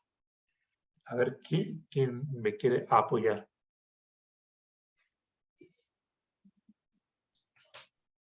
Los patrocinadores e investigadores deben asegurarse de que los participantes en una investigación que sufran un daño físico, psicológico o social a raíz de una participación en una investigación relacionada con la salud reciban un tratamiento y rehabilitación gratuitos para tales daños.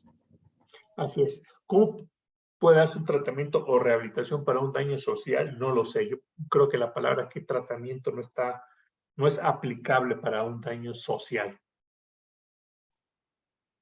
Daño social como que por venir aquí, no sé, descuidé a mis hijos, pues eso no recibe tratamiento. Pero si digo, por venir aquí, dejé a mis hijos en una guardería, lo que me causó un daño financiero, entonces ahí puedo tener un tipo de compensación por eso. Esto por lo general significa que debe garantizarse la continuidad de la atención de las necesidades de salud de los participantes por daños causados por la investigación sin ningún costo para el participante o para el participante de la institución de salud. Para el participante. Muy bien. ¿Quién debe proporcionar este tratamiento o rehabilitación de forma gratuita? Pues el patrocinador. Claro, el patrocinador. Esto es importante porque se da el caso, y yo conozco perfectamente de que hay seguros que contrata el patrocinador que tienen un alcance limitado, no cubren todas las eventualidades que se deben cubrir desde el punto de vista ético. Entonces, cuando el seguro no quiere cubrir, de todas maneras el patrocinador tiene la obligación ética y normativa de hacerlo. Por ejemplo, conocí un seguro para daños que cubría estrictamente aquellas patologías, aquellas condiciones que no estuvieran ya descritas en el brochure. Si estaban descritas ya en el brochure, o sea, si estaba descrito que el paciente se podía deshidratar de una diarrea, no lo cubría.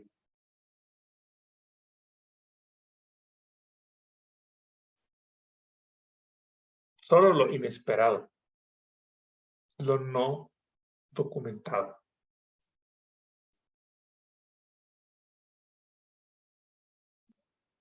Entonces,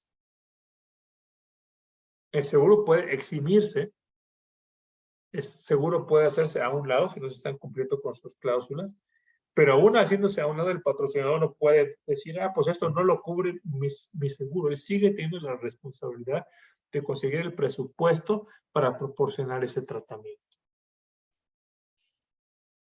Así que, por favor, mucho ojo con esto ustedes como miembros del comité de ética.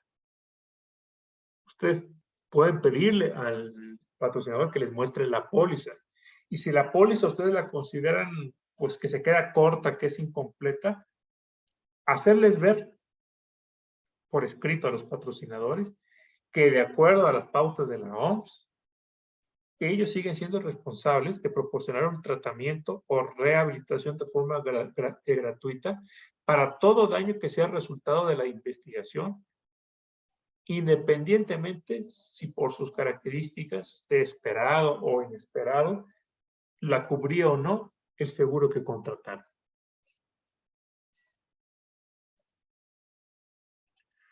Antes de comenzar la investigación, perdón, es cuando se debe acordar la compensación por daños a la cual tendrán derecho los participantes. Ya haciéndola después es muy tenso y es difícil para las partes. Perdón. Como alternativa, el patrocinador puede llegar a un acuerdo con el investigador sobre las circunstancias en que este último deba recurrir a su propio seguro, por ejemplo, por negligencia o incumplimiento del protocolo, o si la cobertura de seguro estatal se limita solamente a negligencia. Entonces, sí puede haber situaciones en donde también el médico necesite comprar su propio seguro que le cubra para estas circunstancias. Me parece que ya lo vimos en una clase pasada, creo que les puse el ejemplo de lo que nos pasó en Perú con una autoridad sanitaria que exigía que nosotros le compráramos a los investigadores seguro por negligencia, lo que nos pareció inaceptable. Nosotros damos indicaciones muy puntuales y capacitación al investigador de cómo se debe manejar el medicamento de investigación. Y él debe hacerse responsable de manejarlo de acuerdo con esas pautas, como es responsable de toda su práctica médica que sea de acuerdo a cualquier pauta, norma, criterio internacional aplique. Y él, como todo ser humano, pues está sujeto a errores y negligencias de los cuales él debe de responder y por lo tanto debe de contratar su seguro. Entonces, la conclusión a la que llegamos en ese país es, bueno, no vamos a seleccionar investigadores, no vamos a iniciar un centro de investigación, a menos que el investigador principal nos muestre que tiene contratado un contrato por negligencia, ¿no? O sea, por los daños por negligencia. Un daño es consecuencia de una intervención cuando este no habría ocurrido si la persona no hubiera participado en la investigación. Y cuando es diferente en tipo o magnitud al daño que habría sido razonable esperar en el contexto pues, de la atención clínica común y corriente, la atención clínica de su enfermedad. Entonces, esa es una pregunta crucial. De no haber entrado el paciente a este protocolo, ¿hubiera como quiera presentado este tipo de daño? Los investigadores y patrocinadores no están obligados a pagar por la atención de ningún otro tipo de daño que sufra un participante mientras está en el estudio. Entonces, ¿de cuáles sí están obligados a pagar? Los que son consecuencia de la intervención experimental. Intervención quiere decir el fármaco, el dispositivo o el procedimiento. Por ejemplo, una toma de sangre, una biopsia, una punción lumbar, todo lo que se le hizo al paciente que no se le hubiera hecho de no haber sido porque está participando en un estudio clínico, todo eso entra dentro de las intervenciones que pueden estar ligadas al daño. Pero si no están asociadas a esas intervenciones, a ninguna de ellas, entonces no hay obligación legal, ni ética tampoco, a que un patrocinador cubra esos gastos. ¿Alguna pregunta sobre este punto tan importante?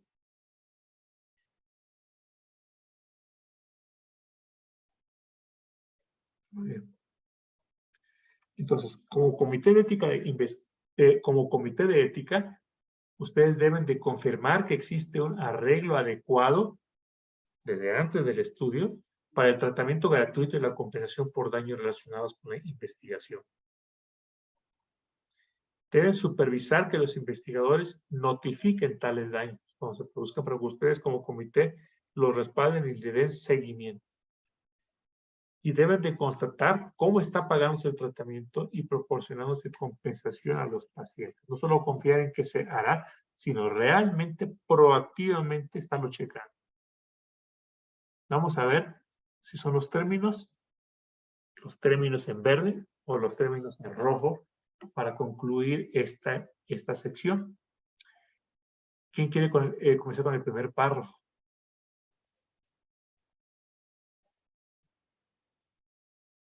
Si quiere yo, doctor. Gracias. El Comité de Ética en Investigación debe confirmar que existe un arreglo adecuado para el tratamiento gratuito y la compensación del daño o de los daños relacionados con la investigación. Así es.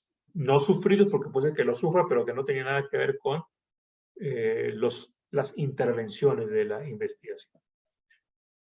Debe de supervisar que quienes notifiquen tales daños, los investigadores o los patrocinadores. El investigador. ¿De acuerdo? Y el comité de ética debe de constatar cómo está administrándose o pagándose el tratamiento. Administrándose.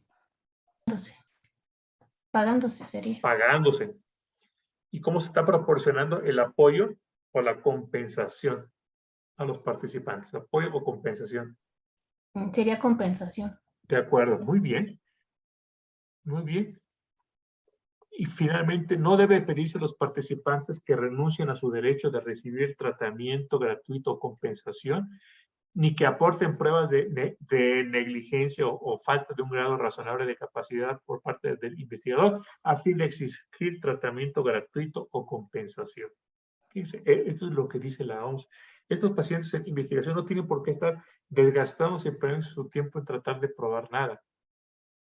El proceso el proceso para obtener consentimiento informado o el documento del consentimiento informado no debe contener cláusulas que absolverían a un investigador de la responsabilidad en caso de daño o que implicarían que los participantes renuncien a su derecho de solicitar compensación. Esto no puede estar presente ahí.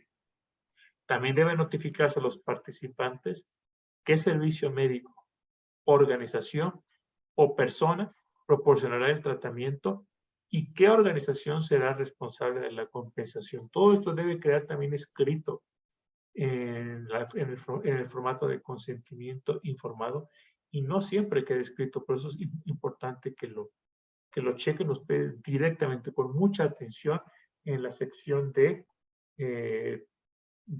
compensación de daños y de tratamiento en caso de daños producidos por la investigación.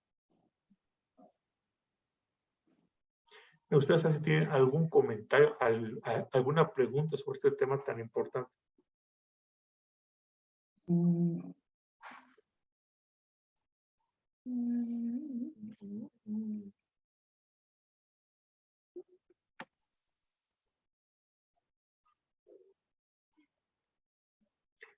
Muy bien, recuerden, si de todas maneras tienen ustedes preguntas o comentarios, pues siempre lo pueden hacer por vía de correo electrónico. Doctor, por ejemplo, perdón, ¿qué pasa cuando el paciente fallece? Como resultado de un procedimiento. Sí, exacto. Bueno, o sea, digo, o sea, por ejemplo, vamos a poner, tiene cáncer, ¿no? Y se le da el tratamiento, pero el participante fallece. O sea, ahí el seguro debe de pagar una compensación o solamente se puede pagar la compensación cuando hay un daño físico y que es reversible. Solo se debe pagar si está relacionada con el medicamento o los procedimientos experimentales. No porque la condición de base del paciente pues ya lo conducía a la muerte prematura. Es con base en su relación. Y para hacer la asociación con el medicamento experimental, pues tampoco es necesario esperar meses a que el análisis preliminar o el análisis final establezca correlaciones entre tal evento adverso o tal muerte y el medicamento. No, basta con que el investigador a su criterio diga, yo no encontré ninguna otra causa obvia de esta muerte. No era su enfermedad de base, no era esto, no era aquello. Así que yo lo voy a poner como relacionado. Marca la casilla relacionado y eso es suficiente para que tenga que ver con una compensación. Y si el paciente murió por causa del fármaco, pues sí, parte de la indemnización pues es cubrir todos los gastos funerales y ya la compensación a la familia es algo que debe de determinar pues el comité de ética junto con las autoridades, pues las autoridades a las que se demande a la compañía farmacéutica, en este caso, o a la institución, pero lo mínimo es pues la cobertura de los gastos funerarios. Repito, esto solamente aplica cuando la muerte haya sido resultado del fármaco experimental. Porque, por ejemplo, en algunos casos, cuando vemos los efectos adversos de un medicamento, en algunos dice puede causar la muerte. Y entonces la pregunta es, o sea, si un medicamento, aunque sea la dosis indicada y todo eso, y a un paciente le llega a ocasionar la muerte, entonces yo creo que ahí sí se aplicará esto de la compensación. De acuerdo, claro, claro que sí. Y aunque dijera el brochure, en algunos casos raros ha causado la muerte o ha causado discapacidad de cualquier tipo, eso no exenta a que el patrocinador cubra esos gastos. Como le comentaba, los seguros que contratan los patrocinadores frecuentemente sí se quedan cortos, frecuentemente excluyen lo que sí estaba manifiesto en el brochure. Es decir, para las compañías de seguros, su perspectiva es, bueno, el paciente sabía que se sometía a este riesgo y bueno, pues tuvo la mala fortuna de caer en ese riesgo, es como tirarme en paracaídas, entonces no lo cubro con mi seguro. Pero aún en esa circunstancia que no lo cubre el seguro contratado por el patrocinador tiene que buscar presupuesto para cubrir eso. No se puede dejar esto sin compensar, independientemente que en el brochure o en el consentimiento informado hubiera sido explícito de que le puede causar A, B o C. Entonces, aunque diga le puede causar A, B o C, si le causa A, B o C, tiene que recibir pues, el costo de su tratamiento o en su caso la compensación. Muy bien, gracias. Gracias a usted por la pregunta tan importante y gracias a todos y nos estamos viendo el sábado. Gracias, doctor. Buenas noches. Sí. Buenas noches. Buenas noches. Gracias. Buenas noches.